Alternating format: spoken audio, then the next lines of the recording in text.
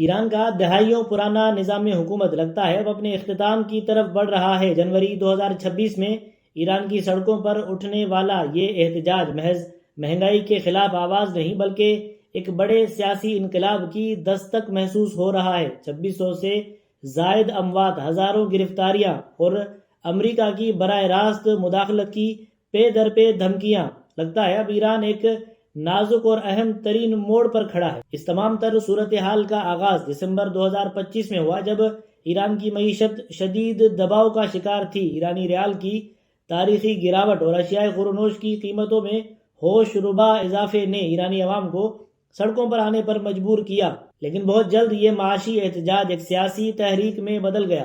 مظاہرین اب صرف روزی روٹی نہیں بلکہ نظام کی تبدیلی یعنی رجیم چینج مانگ رہے ہیں۔ اب تک کی صورتحال یہ ہے کہ سیکیورٹی فورسز کے بدترین کریک ڈاؤن کے نتیجے میں انسانی حقوق کی تنظیموں کے مطابق ہلاکتوں کی تعداد 2600 سے تجاوز کر چکی ہے۔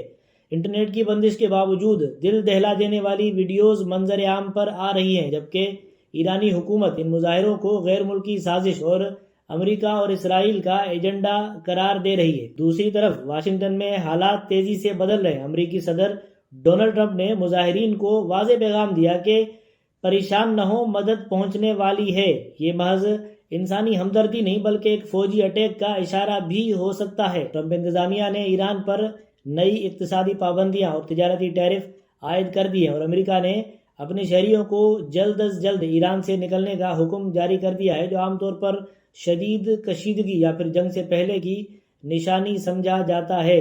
لگتا ایسا ہے کہ امریکہ ایران میں حکومت کو گرانا چاہتا ہے یا پھر خطے میں ایران کو کمزور کرنا چاہتا ہے تاکہ بظاہر اسرائیل کے لیے خطرات کو کم کیا جا سکے۔ ماہرین کے مطابق امریکہ ایران پر معاشی حصار اتنا تنگ کر دے کہ ایران اندرونی اور بیرونی دباؤ کے تحت گھٹنے ٹیک دے، اور اگر مظاہرین پر کریک ڈاؤن نہیں رکتا تو امریکہ ایران کے عسکری مراکز یا جوہری تنصیبات پر محدود فضائی حملے کر سکتا ہے۔ لیکن یاد رہے، ایران کے پاس بھی جوابی حملے کی صلاحیت موجود ہے، جو کہ مشرق وسطیٰ کے لیے خیر کی خبر نہیں ہوگی۔ اگر ایران میں عدم استحکام بڑھتا ہے تو اس کے اثرات سرحدوں تک محدود نہیں رہیں گے۔ خلیج فارس میں کشیدگی عالمی منڈی میں پیٹرولیم مصنوعات کی قیمتوں کو بڑھا سکتی ہے اور پاکستان کا پڑوسی ہونے کے ناطے اس کے اثرات پاکستان کی سیکیورٹی اور مہاجرین جیسے مسائل پیدا کر سکتی ہے۔ بہرحال ایران اس وقت ایسے آتش فشاں پر کھڑا ہے جو کسی وقت بھی پھٹ سکتا ہے۔ ایک طرف